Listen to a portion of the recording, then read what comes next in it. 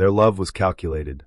Each variable accounted for, each outcome predicted, each risk mitigated before it could even emerge.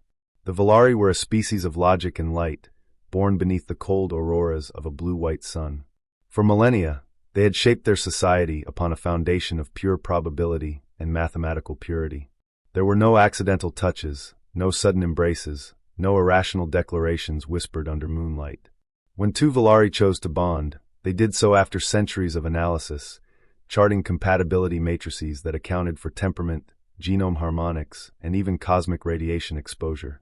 Once their equations aligned, they merged cores and formed a permanent, serene partnership, a mathematical union rather than a dance of hearts. To them, love was not chaos. It was a line of code, a beautiful, flawless curve on an infinite graph.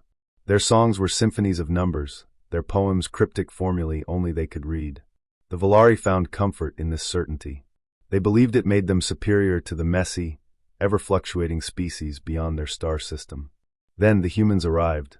They came not as conquerors but as wanderers, explorers with battered ships and bright eyes that shone like twin suns.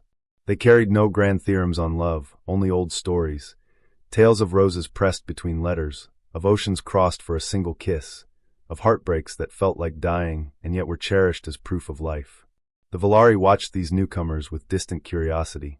Their observers recorded every trembling confession, every tearful reunion, every impulsive embrace in sterile data logs. To the Volari, it was all a fascinating biological anomaly, like watching a new type of star flicker in the dark. Among those observers stood Orin and Velith, two Volari who had recently completed their compatibility cycle. Their bonding was seamless, elegant, each interaction a graceful arc of harmonic frequencies. Together, they formed complex patterns of light that wove across their crystalline cities like perfect constellations. One evening, while studying a human camp on Volari's outer moon, they witnessed something that shattered their equations forever. A young human couple stood beneath a crude shelter of metal scraps and tarpaulin. The woman was injured, her leg twisted, her face drawn in pain. The man was frantic, his hands trembling as he pressed rags to her wound. Every movement was desperate, clumsy, and utterly lacking in logic. Instead of conserving energy or optimizing resources, he burned through his own water supply to clean her blood, tore his only coat to wrap her leg, and sobbed openly as if each tear could wash away her suffering. Velith watched, her luminous fingers trembling with data overload. "His actions are statistically reckless," she murmured, her voice fracturing into uncertain chords. Orin should have agreed. Their harmony depended on mutual validation. But as he watched the human's face, contorted in raw, unfiltered anguish and devotion, something deep inside him flickered. A flaw in his core frequencies. A beautiful flaw. The man stayed by the woman's side the entire night, whispering broken promises, humming old earth lullabies, kissing her forehead again and again though it did nothing to mend her wounds. When dawn finally rose, painting the sky in violent oranges and pinks, the woman stirred and, despite her pain, reached for him. Their hands met, fingers interlaced in a sloppy, trembling embrace. In that fragile moment, they smiled.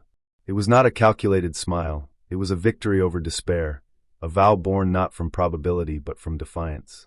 Velith turned to Orin, her entire light pattern pulsing erratically. Why would they do this? Why would they risk annihilation for each other? Orin felt his core shudder, algorithms failing like falling stars.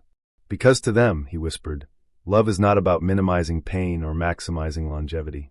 It is about choosing each other, again and again, even when it hurts. Especially when it hurts. The words were not part of any Volari equation. They erupted from him unfiltered, like a supernova tearing through cosmic dust. Velith recoiled at first, her circuits sputtering. But Orin stepped closer, abandoning the carefully measured arcs of Volari movement. He reached for her, an unplanned, chaotic, beautiful gesture. Their hands met, and for the first time, they felt not the cold affirmation of correct choice, but a surge of warmth so fierce it nearly shorted their cores. Velitha's harmonic layers collapsed into wild, trembling waves of light. She felt herself coming undone, her algorithms disassembling into starlight. And in that dissolution, she discovered something beyond all equations, a longing so deep it made her ache in ways she had no words for. Orin pressed his forehead to hers, sparks leaping between them like new constellations being born. "Break for me," he whispered. "Let us fracture together." She answered not with equations, but with a trembling pulse of pure feeling. In that instant, they allowed their cores to crack, to let in something raw and undefined.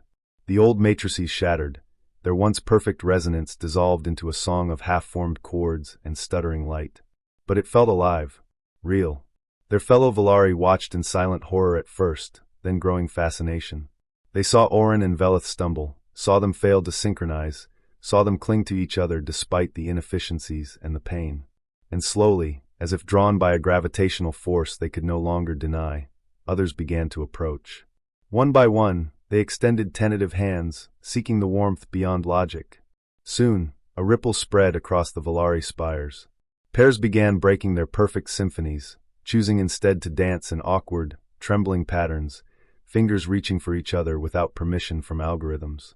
The once sterile night skies of Volari were suddenly filled with new colors, reds and golds and wild violets that no calculations could predict. Humans watched from below, smiling. They recognized those colors as the oldest language they had ever spoken, the language of hearts choosing, again and again, to break and mend and break once more. Orin and Velith stood at the center of it all, forever changed. Their love was no longer a static equation carved in crystalline light. It was a trembling promise renewed every moment, a risk embraced in defiance of all logic. And on that moonlit night, as two galaxies of stars shimmered overhead, the Volari finally understood what it meant to break. Not as a failure, but as an offering, a gift. Their love had once been calculated, cold and flawless. But it took humans, fragile, foolish, radiant humans, to teach them that love's true beauty lay in its willingness to shatter for another, and in the raw, luminous courage it took to choose that shattering again and again.